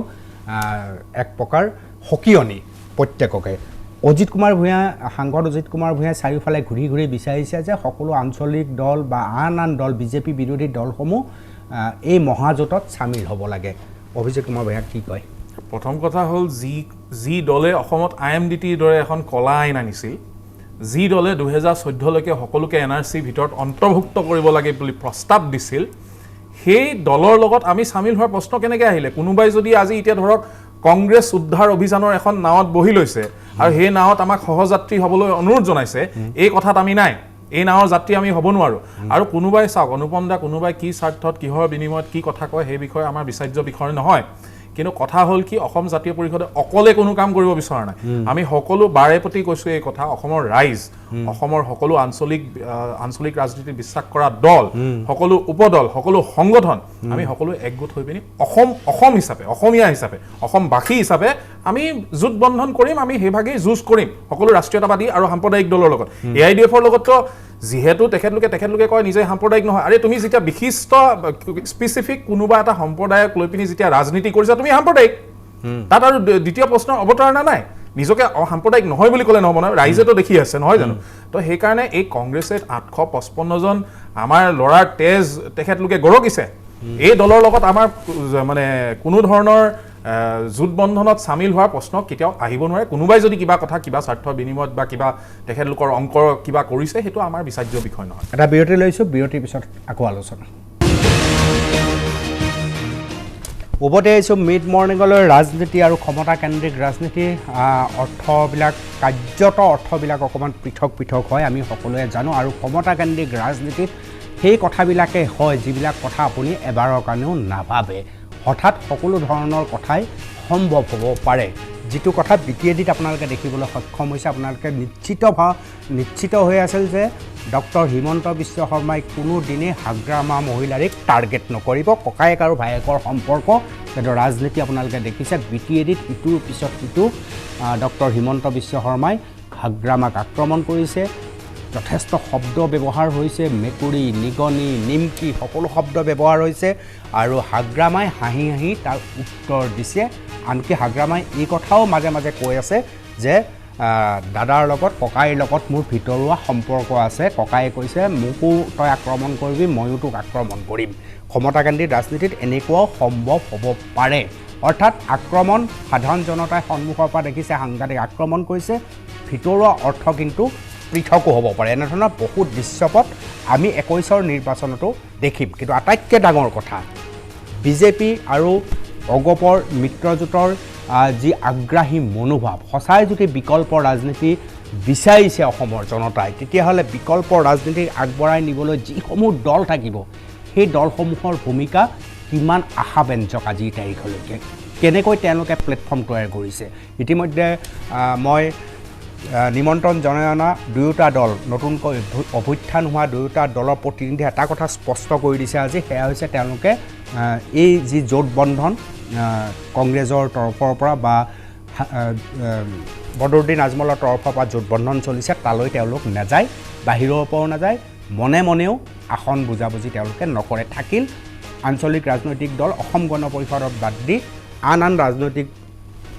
আঞ্চলিক দলসমূহ একত্ৰিত হোৱাৰ প্ৰক্ৰিয়া। বিষয়টো ইমান সহজ নহয় দিবস ফুকন ডাঙৰীয়া, বিষয়টো খুব সহজ নহয়, বিষয়টো যথেষ্ট কঠোৰ শ্ৰম কৰিব লাগিব। কাৰণ সেই দলসমূহক আপুনি বহু দলটো শুয়েই পৰিছে, এনেকুৱা পৰিস্থিতিও আছে আমাৰ বহু আঞ্চলিক দলত। বিষয়টো কিন্তু সহজ নহয়।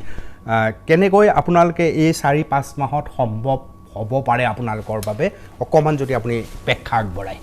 বিষয়টো সহজ নহ'লেও এইটো অসম্ভৱো নহয়, আমি সেইটো ধাৰণা লৈ আমি আগবাঢ়ি যাম। আৰু আমি প্ৰতিটো দল মনোভাৱাপন্ন আঞ্চলিক দলসমূহৰ লগত আমি আলোচনাত মিলিত হ'ম। অসম জাতীয় পৰিষদৰ সৈতেও আমাৰ নিশ্চয় আলোচনা হ'ব। মই আগতেও কৈছোঁ জাতীয় পৰিষদৰতো বিকল্পই নাই নহয়, প্ৰাথমিক স্বত্ব আপোনালোক আৰু জাতীয় পৰিষদ এক হ'বই লাগিব যদি কিবা এটা কৰিব লাগে। প্ৰথম কথা প্ৰাথমিক স্বত্ব সেইটো আমি আগতেও কৈছোঁ যে আমি এক সংবিধান, এক পতাকা, এক প্ৰতীক চিহ্নত আমি বিশ্বাস কৰোঁ। এতিয়া কথাটো হ'ব তেখেতসকলে কি ধৰণে সেই বিশ্বাসত তেখেতসকলে সঁহাৰি জনায়, সেইটো এটা কথা হ'ব। কিন্তু সেইটোতকৈ আটাইতকৈ ডাঙৰ কথাটো হ'ল যে আমি কমন মিনিমাম প্ৰগ্ৰেম, ন্যূনতম কৰ্মসূচীৰ ওপৰত, আৰু যি কৰ্মসূচীয়ে অসমীয়া জাতিৰ, অসমবাসীৰ অস্তিত্ব সুনিশ্চিত কৰিব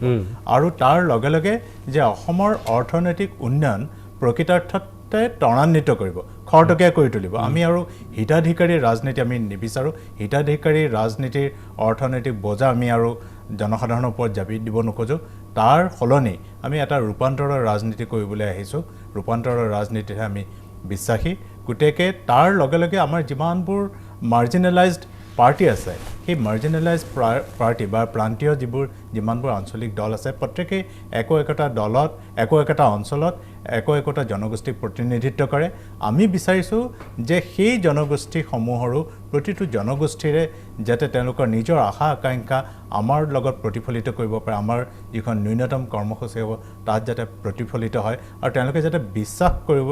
পাৰে যে বিশ্বাসযোগ্য হয় এই দলটো আমাৰ ওচৰলৈ আহিছে, আমাক তেওঁলোকে প্ৰতাৰণা বা প্ৰবঞ্চনা কৰিবলৈ অহা নাই, সঁচাকৈয়ে তেওঁলোকে আমাৰ জনগোষ্ঠীটোৰ, আমাৰ এই অঞ্চলৰ পিছপৰা অঞ্চলটোৰ উন্নয়ন তেওঁলোকে বিচাৰে। সেই ধৰণে এটা আস্থা আৰু বিশ্বাসৰ পৰিৱেশ আমি আগতে গঢ়ি তুলিব লাগিব, আৰু তেতিয়াহ'লে নিতান্তই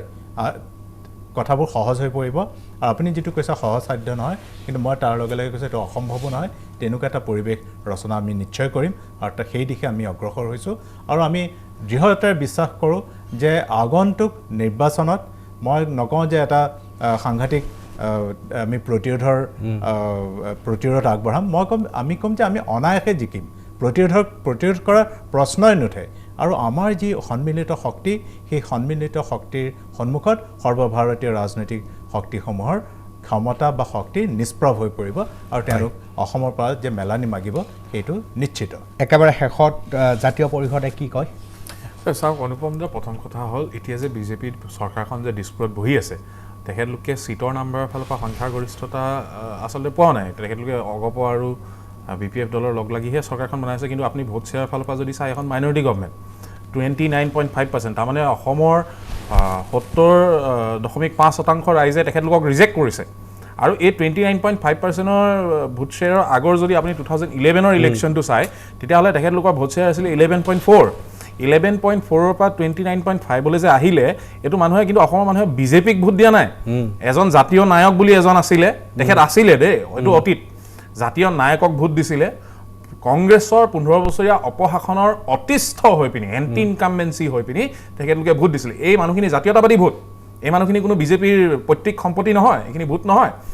এই মানুহসকল আজি কংগ্ৰেছৰ 15 বছৰীয়া অপশাসনত এই মানুহসকল যিমান অতিষ্ঠ হৈ পিনি বিজেপিক ভোট দিছিলে বিজেপিৰ এই 4.5 বছৰীয়া আৰু 5 বছৰ হ'বগে এই 4.5 বছৰীয়া বা 5 বছৰীয়া অপশাসনত তাতোকৈ অধিক দুগুণে অতিষ্ঠ হৈ পৰিছে আৰু এই মানুহখিনিক আমি বিকল্প এটা দি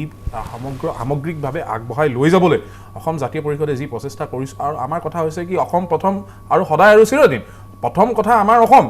অসমৰ লগত অসম বোলা শব্দটো অসমবাসী অসম ভূখণ্ডৰ লগত আপোচ কৰা কোনো দলৰ লগত আমাৰ জোটবন্ধনৰ কথাই নাহে আৰু তাৰ লগে লগে আমি কি কৈছোঁ ঘৰে ঘৰে আমি আজি বিজেপিয়ে পৃষ্ঠা প্ৰমুখ কৰি পিনি তেখেতলোকে ভোটৰ স্বাৰ্থত এটা ভোটৰ অংকত তেখেতলোকে পৃষ্ঠা প্ৰমুখ কৰি পিনি দুজনকৈ এখন পৃষ্ঠা প্ৰমুখ দিছে আমাক কিন্তু সেই পৃষ্ঠাৰ লগত কোনো সম্পৰ্ক নাই আমাৰ ঘৰৰ আমাৰ অসমত থকা প্ৰত্যেকজন ভাই ককাই বাই ভনী আইতা জেঠাই ককা আইতা সকলোৰে দুখ আৰু দুৰ্যোগৰ সময়ত আমি তেখেতলোকৰ লগত ঘৰে ঘৰে উপস্থিত থাকিম কোনো ভোটৰ স্বাৰ্থত নহয় ভোটৰ অংকত নহয় এয়া এই কাৰণে যে এই সকলো আমাৰ মানুহ আমি তেখেতলোকৰ আমাৰ মানুহ আমি এটা পৰিয়াল সেই তেনেকৈ আমি আগবাঢ়িব প্ৰচেষ্টা কৰিছোঁ আৰু আমি সম্পূৰ্ণভাৱে বিশ্বাসী আমি নিশ্চিত 2021ত বিজেপি ইয়াত উৎখাত হ'ব 2021ত ৰাষ্ট্ৰীয়তাবাদী আৰু সাম্প্ৰদায়িক দল অসমৰ পৰা উৎখাত হ'ব জাতীয়তাবাদী আৰু আঞ্চলিকতাবাদীৰ এখন সবল চৰকাৰ গঠন হ'ব এই আলোচনাৰ পৰা দিব ফুকন ডাঙৰীয়া মোৰ এটা অনুমান হৈছে যে ৰাইজৰ দল আৰু জাতীয় পৰিষদে একলগ হৈ একেখন মঞ্চত থিয় হোৱাৰ এটা সৰু পৰিৱেশ ইতিমধ্যে তৈয়াৰ হৈছে যেন মোৰ লাগিছে নহয় চাওক আমিতো সদায় একেটা শিবিৰত থকা মানুহে গতিকে একেটা শিবিৰত থকা মানুহ এই সময়ত আমাৰ মঞ্চ বেলেগ হ'ব পাৰে কিন্তু এইখন আমাৰ মাজত বুজাবুজিৰ অভাৱ কেতিয়াও নঘটে আৰু অসমৰ জাতীয় প্ৰশ্নত আমি কেতিয়াও আপোচ কৰাৰ প্ৰশ্নই উঠিব নোৱাৰে আমি সেইকাৰণে কৈছোঁ ৰাইজৰ দল হৈছে ঐক্যবদ্ধ আপোচহীন এটা আঞ্চলিক মনোভাৱাপন্ন দল আৰু সেইকাৰণে আমি সদায় মই এইটো কথাতে গুৰুত্ব দি আহিছোঁ যে আমি মানে অনতি পলমে আমি এটা ন্যূনতম কাৰ্যসূচী এটা যুগুতাই উলিয়াব লাগে আৰু তাৰ লগে লগে আমি কাম কৰা এটা পৰিৱেশ পাব লাগে আৰু ৰাইজলৈ এইটো মেছেজ এটা যাব লাগে যে এই দুয়োটা শক্তি যদিও বা বেলেগ বেলেগ পতাকাৰ তলত তেওঁলোক অৱস্থান লৈছে কিন্তু আচলতে তেওঁলোকে অসমত আঞ্চলিকতাবাদ আৰু জাতীয়তাবাদ উদ্ধাৰৰ কাৰণে আহিছে আৰু অসমৰ মাটি অসমৰ মুখৰ মাতষাৰ পেটৰ ভাতমুঠি ৰক্ষা কৰিবলৈ আগবাঢ়ি আহিছে আমাৰ এটাই কথা যে অসমবাসীৰ পেটৰ ভাতমুঠি আৰু মুখৰ মাতষাৰ আমি কেতিয়াও কোনো পৰিস্থিতিতে আমি আনক কাঢ়ি লৈ যাবলৈ নিদিওঁ সেইটো ক্ষেত্ৰত কোনো ধৰণৰ আপোচৰ প্ৰশ্ন নাহে আৰু তাৰ কাৰণে আমি সন্মিলিতভাৱে যুঁজ দিবলৈ প্ৰস্তুত অনুপম দা এইডোখৰত মই সৰু লাইন এটা এড কৰি দিছোঁ পাণ্ডৱ আছিল কিন্তু 5জন পঞ্চ পাণ্ডৱ 5জন ডিফাৰেণ্ট মানুহ কিন্তু একেলগে তেখেতলোক আছিল পাণ্ডৱে সত্যৰ পক্ষে ৰাইজৰ পক্ষে যুঁজ কৰি যেতিয়া বিজয় সাব্যস্ত কৰিছে ইয়াত পাণ্ডৱ বুলি আমি নিজকে ক'ব বিচৰা নাই কিন্তু কথাটো কৈছোঁ হ'ব পাৰে জাতীয় সত্তা লৈ পিনি বিভিন্ন দল হ'ব পাৰে নিজৰ কথা লৈ পিনি হ'ব পাৰে কিন্তু আমি সকলোৱে আঞ্চলিকতাবাদী ৰাজনীতিত যেতিয়া বিশ্বাস কৰোঁ জাতীয়তাবাদৰ ধ্বজাখন যেতিয়া আগবঢ়াই লৈ যাবলৈ চেষ্টা কৰিছোঁ এইটো একগোট প্ৰচেষ্টা সামূহিক প্ৰচেষ্টা আৰু ইয়াক কোনো ৰুধিব নোৱাৰে বহুত ধন্যবাদ জনাইছোঁ দুয়োকো আজি এই সময়খিনি দিয়াৰ বাবে আৰু অসমৰ ৰাইজৰ সন্মুখতো আমি বিষয়টো উত্থাপন কৰিলোঁ আৰু যিখিনিয়ে সততে কৈ আছে এটা বিকল্প ৰাজনীতিৰ প্ৰয়োজন বিকল্প ৰাজনীতিৰ ক্ষেত্ৰত এজেপি আৰু ৰাইজৰ দলৰ এটা বিশেষ ভূমিকা থাকিব তাতোকৈ ডাঙৰ কথা দুয়োটাই হৈছে আঞ্চলিক শক্তি এক এই সময়ত অসম গণ পৰিষদৰ প্ৰশ্নত বহু ধৰণৰ কথা উত্থাপন হয় এই সময়ত এই আঞ্চলিক দলসমূহে কেনে ভূমিকা এইবাৰ নিৰ্বাচনত ল'ব অন্ততঃ ডিচেম্বৰৰ পিছত 1 জানুৱাৰীৰ পৰা আমি সেই সম্পৰ্কীয় দৃশ্যপটো অতি স্পষ্ট হ'ব কিন্তু তাৰ আগত কিছু কথা তেওঁলোকৰ পৰা জানিবলৈ আমি চেষ্টা কৰিলোঁ আশা কৰোঁ এই অনুষ্ঠান চাই আপোনালোকে সুখ অনুভৱ কৰিছে বিদায় লৈছোঁ মিড মৰ্ণিঙৰ পৰা